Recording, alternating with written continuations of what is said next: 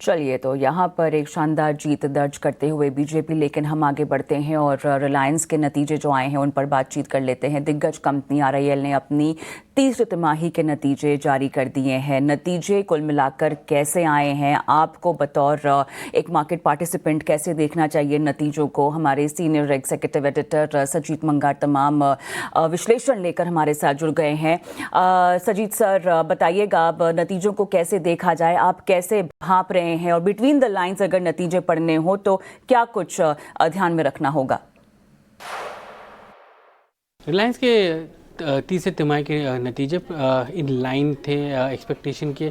अगर आप देखें तो टॉप लाइन जो था 4% ऊपर था क्वार्टर ऑन क्वार्टर, स्ट्रीट के अनुमान के ऑलमोस्ट अनुमान के मुताबिक था, और प्रॉफिट जो था फ्लैट था। मार्जिन में थोड़ी सी गिरावट देखी गई और वो primarily on because retail margins में प्रेशर रहा क्वार्टर में, तो उसके तहत मार्जिन्स जो थे थोड़े से नरम दिखे Q3 में।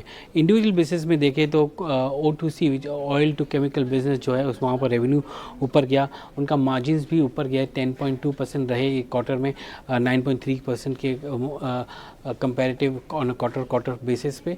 और बट O2C के अंदर अगर हम एक दो सेगमेंट्स देखें, PVC और पॉलिएस्टर, वहाँ पर तो सी मार्जिन में प्रेशर देखने को मिला।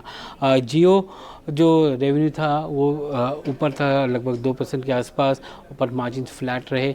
वहाँ पर हमने देखा कि जियो में लगभग 515 मिलियन सब्सक्राइबर्स आए हैं, 8 मिलियन सब्सक्राइबर्स Q3 में आए हैं, 250 मिलियन सब्सक्राइबर तो 5G के हैं, और ब्रॉडबैंड के लगभग 25 मिलियन सब्सक्राइबर्स हैं। आरपू में देखें तो 213.7 का आरपू आया है इसका, कंपेयर टू 211 क्यों क्वार्टर, और उसके वजह से नंबर्स इन लाइन नंबर्स आए हैं। तो जियो के अगर हम आरपूस देखें तो डेटा पैक्स और बाकी सब प्राइसिंग कांस्टेंट रहते हैं। जब तक प्राइस टैरिफ इंक्रीज़ नहीं होता है आरपू में ज़्यादा बढ़ावट देखने को नहीं मिलेगी।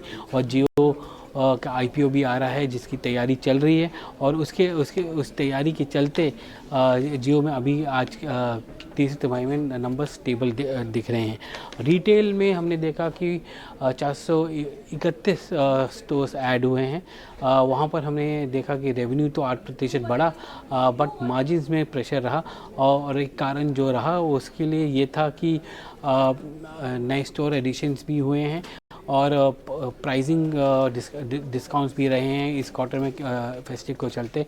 और अगर हम फेस्टिव को देखें तो फेस्टिव 2 हाफ में बढ़ गया है Q2 और Q3 में, और अगर हम सितंबर 22 के बाद की सेल्स को देखें तो काफ़ी बड़े सेल्स जो हैं वो 22 के बाद आए हैं, और 22 से 30 सितंबर के बीच में रहे, तो जिसकी वजह से थोड़ा सा सेल्स के जो क्वांटम जंप है वो भी थोड़ा सा कम दिख रहा है यहाँ पर। इसके अलावा जो है रिलायंस कंज्यूमर जो है वो उसका डीमर्जर कंप्लीट हो गया इस क्वार्टर में, तो आप रिलायंस कंज्यूमर के नंबर आप देखेंगे रिलायंस इंडस्ट्रीज़ के नंबर्स के साथ, ना कि रिलायंस रिटेल वेंचर्स के नंबर्स के साथ।